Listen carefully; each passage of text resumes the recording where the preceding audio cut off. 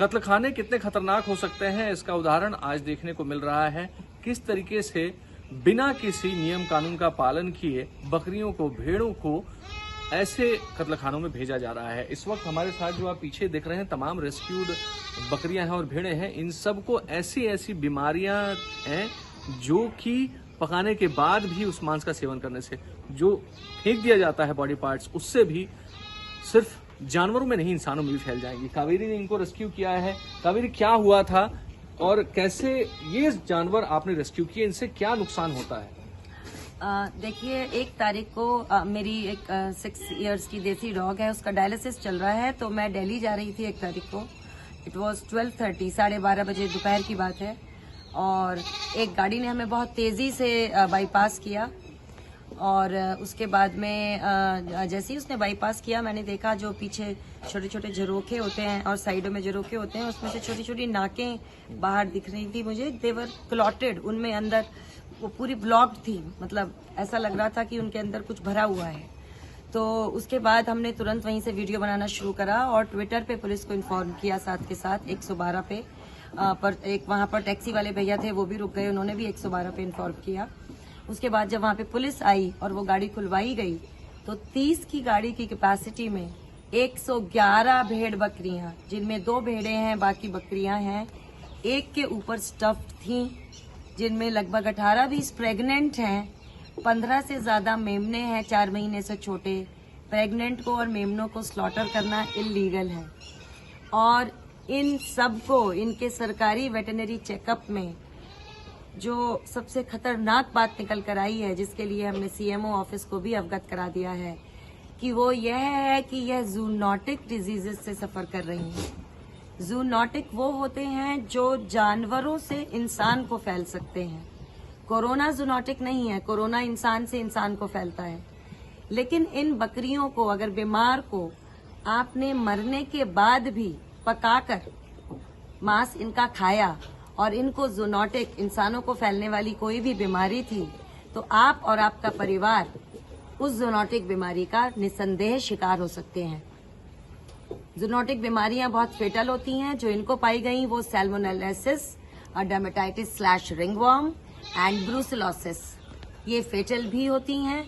और इंसानों में इस बीमारी का क्या फर्क पड़ता है? कैसे अगर ये बीमारियां इंसानों में पहुंच गई तो फिर कैसे वो इंसानों पर प्रभाव डालती हैं? वो एक दूसरे को फैलेंगी, बिकॉज दे आर कम्युनिकेबल। सबसे बड़ी बात, वो फैलेंगी एक इंसान से दूसरे इंसान को। सिम्टम्स अगर सैल्मोनेलिस की बात करें तो ब्लडी डायरिया आएगा, which will not give time, you will lose electrolyte balance. Ringworm, we all know, ringworm खुजली है जो बहुत सीरियस होती है। देन ब्रूसेलोसिस, उसमें मिस कैरेज होता है, जो उसका मेन सिम्टम है, उसमें गुड्स को मिस कैरेज होता है। And it's a zoonotic disease. ये इंसानों को और बाकी जानवरों को, कुत्तों को, भेड़ों को और अदर वाइल्ड एनिमल्स को भी हो सकता है। तो ये कैसे हो रहा है कि इस तरीके से बीमार जानवरों को कत्लखाने में भेजा जा रहा है? और उन स्लॉटर हाउसेस से अगर कोई इस तरह के बीमार जानवरों का मीट लेता है तो ये तो बहुत बड़ा एक पब्लिक हेल्थ डिजास्टर है। इस पे क्यों रेगुलेशन कैसे नहीं लगी है? जब मीट लेते हैं हम उसके बाद का सिनेरियो नहीं भूल सकते। मीट के बाद बचता है वेस्ट, वो वेस्ट वहीं गलियों में फेंक दिया जाता है, जिसको कुत्ते कंज्यूम करते हैं। मैंने गायों तक को और कौवों को और वल्चर्स को उसको कंज्यूम करते हुए देखा है। वही गंदा पानी हमारे ग्राउंड वाटर में मिल रहा है। ये मैं गाजीपुर मंडी की बात कर रही हूँ, जहाँ अल्टीमेटली ये बेचारे जानवर जो बोल नहीं सकते, जहाँ अल्टीमेटली ये गाजीपुर मंडी जाते हैं, वहां की बात कर रही हूँ।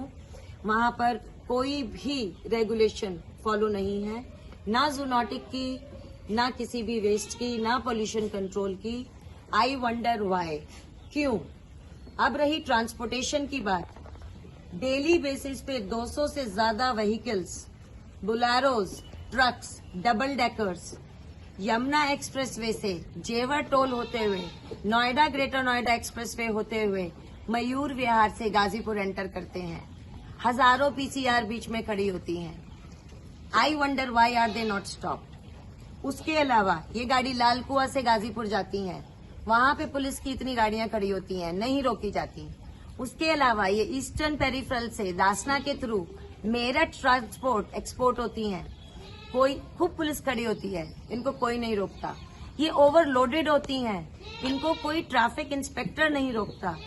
तो अगर आप ही लोग नहीं रोकोगे और जो रोकेगा, मैंने 5 तारीख की रात को लेटर अराउंड 2 AM जेवर टोल पे 500 बकरियां पकड़वाई लाइव वीडियो पे। मेरी तहरीर नहीं ली चौकी इंचार्ज ने, और तो और उन 500 जो बीमार थी, मुझ पे वीडियो है उनके, मुझ पे लाइव वीडियो है जिसमें डिस्चार्ज दिख रहा है। उन्होंने 500 की 500 भेड़ों को 250 दिखाया पहले तो नंबर में, और वो मीट पालकों को वापस सौंप दी गाजीपुर मंडी ले जाने के लिए। इससे ये प्रूव होता है कि हमारी अथॉरिटीज मिली हुई हैं, क्योंकि मेरे पास अब नहीं पिछले 5 सालों का रिटर्न कंप्लेंट डेटा है, डीएम से लेकर हाईएस्ट डिपार्टमेंट ऑफ पुलिस तक, कि इस एनिमल तस्करी को रोका जाए। ये किसी दिन जो चाइना में कोरोना हुआ था वो गाजीपुर से इंडिया में हो जाएगा, और हम उस रास्ते से दूर नहीं है। अगर इन पे फोकस करो, ये अभी इलाज चल रहा है तो आपको ये ठीक दिख रही हैं। ये खूनी डायरिया करते हुए आई थी, इनके बच्चे गिर रहे थे, ये मरते हुए आई थी।